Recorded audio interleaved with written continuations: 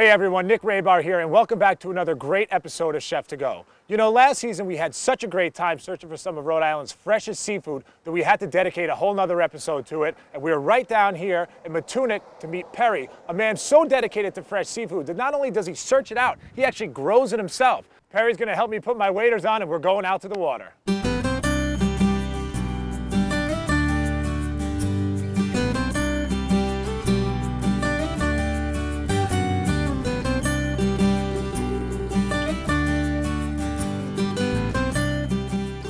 All right, Perry, let's get out there, man. All right, here are your waders. What you want to do is you want to take your shoes off. All right. Slip your feet on right in there like they're a pair of overalls.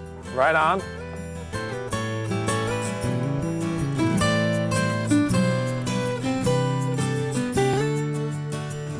Rookies. Let's go, the sun's going down, let's go. Oh. All right, coming up.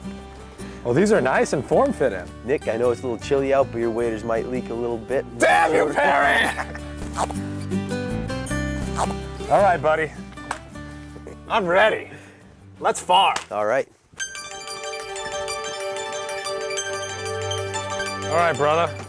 This is Potter's Pond we're going into. Potter's Pond is the deepest estuary, which is a saltwater pond in Rhode Island. It was formed by glaciers thousands of years ago, made a depression in the earth and filled in with salt water. There's all sorts of life thriving in this pond. There's all sorts of different species come here to reproduce and to live.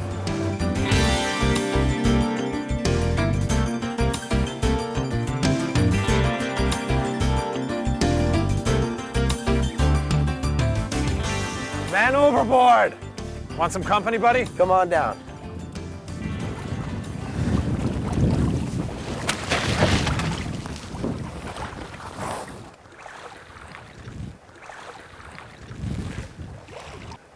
I mean, it really doesn't get any better than this. Or does it? So here we are, we're at the Matunuck Oyster Farm. It's a 7-acre wading depth oyster farm in Potter's Pond. Where we're at is at a line of oysters. There's about 70 lines of oysters at the oyster farm. Each line has 100 oyster bags in it.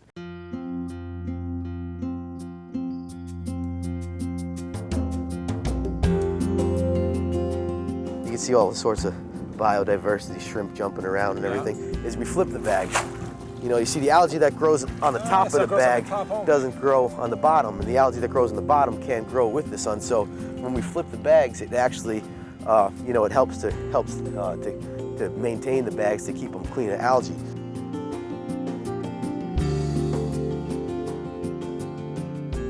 These are beautiful. Yeah, they are beautiful. Matunuck oyster right here. These are Matunuck oysters. It's a small to medium-sized growth, and you can see the interesting thing about it. You can see the outside of the shell is what's known as the cuticle. It's the new growth of the oyster. Yep. When you break off that new growth of that cuticle, you cause the oyster to cup up and form a nice uniform shape and a hard shell, which is really desirable. So you do this by design. These aren't just growing this way. You just don't put them in here and they just kind of whatever happens. No, yeah, we're almost modeling the oyster. Wow. You're growing the oyster, you're shaping the oyster. So we put the oysters in the bag like this, and we shake it. And you can see the parts of the new growth. It slows the growth down a little bit, but it also creates a better product ultimately. Yep. What we got guys over here, he's flipping bags, he's putting new bags down. See, he steadies out the bag, make sure it's, the oysters are evenly distributed. And then we have a guy over here, he's putting bags in the boat. So these are bags like this, fouled up bags that he's putting in to get maintained. They'll take them over to the work platform over in the distance, empty them out, and every one bag might go into like 3 or 4 bags. It'll, to thin out the stocking density. Stocking density is very important. It's really one of the most important things out here. And just as a side note, this is a Gracilaria species of seaweed. We're actually trying to, we're growing this seaweed and we're trying to make a local seaweed salad out of this species of seaweed. This is actually good stuff. You're just eating that as is. Yeah, it tastes a lot like same texture. Man. I want to have some. Yeah, you actually really do. It's a lot like celery in texture. Give me some of this biodiversity. Yeah, that's awesome. Yeah, it is good. And so, people eat seaweed salad, but it's usually imported. I figure we'll have a local seaweed salad here before long, and locally grown seaweed. Delicious, man. Delicious. Good. Good. There's a basket of Matunuck oysters ready for harvest. I'm gonna bring them in right now. Beauts, man, beauts. This is my goodie bag? Yeah, it's lunch.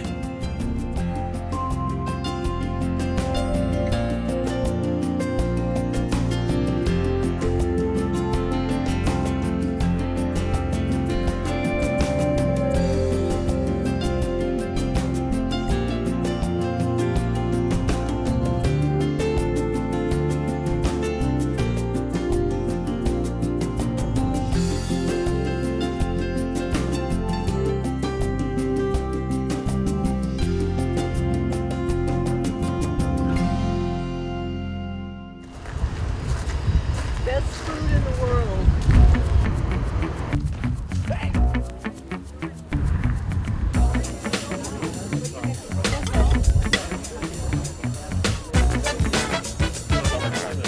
I had the oyster po' bar.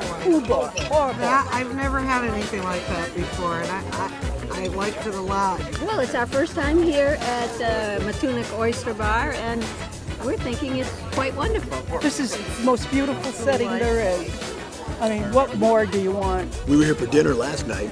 We like it because of the oysters, because the guy farms them right there out in the pond. As a matter of fact, I saw one of the guys here jumping a boat, and it looked like to me like he was going to go out there and catch something that somebody was going to eat in the next 5 or 10 minutes. The food is magnificent. The clams are fabulous. There's never been a time that we've been here where Perry is not walking around to every table asking how everything is and what he can do to improve the place. He loves the lobster rolls here, so we keep coming back. So Perry, listen, man, it was cold out there, so I'm finally thrilled to be sitting down and warming up with some of this great food. What are we eating here today? We have little necks and chorizo here, and we have Oysters Rockefeller over here. So these are the very oysters we were out catching today. That's right. And then you bring them in. And now, is this a traditional Oysters Rockefeller? Well, it's fairly traditional. I mean, there's a lot of different recipes for Oysters Rockefeller. We use tarragon cream with spinach and Pernod, topped with some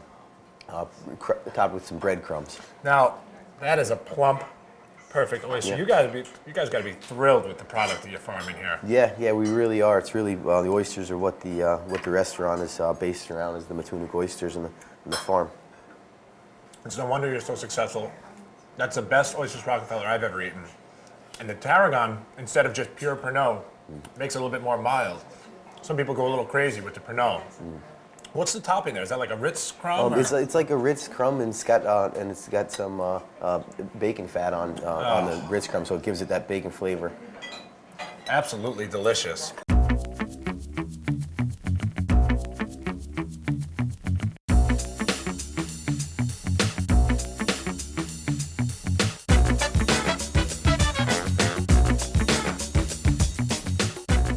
Cooked to perfection. Now, what gives with the clams? Because these are same thing. I mean, when you're talking about someone with a resume like yours, you're not going to be serving any wimpy clams, but these are like steroid clams here. They're so big. Well, yeah, these are wild clams from Potter's Pond, right where we grow our oysters, and they are healthy. You know, sometimes the meat to shell ratio in a shellfish is called a fitness. So certain seasons they've got better fitness or more meat to shell ratio. Fitness, huh? I never heard that expression before. That clam is so plump. I mean, you have to see this to believe it. That is fitness like I've never seen before. That's like eating a filet mignon. Right, yeah, it's a nice piece of meat. Rhode Island clams. Rhode Island, has got a good reputation for The its best. little necks. It's all about the fitness. Ah.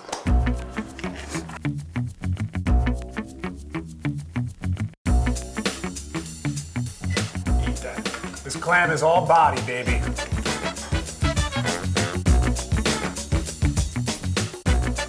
Remarkable.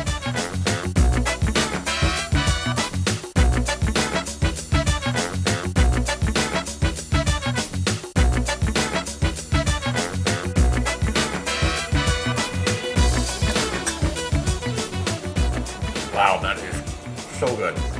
Perry, thanks a lot for having me down, man. All right, thanks. This was a real treat. And we got plenty more Chef to Go coming up when we come back, so stay tuned.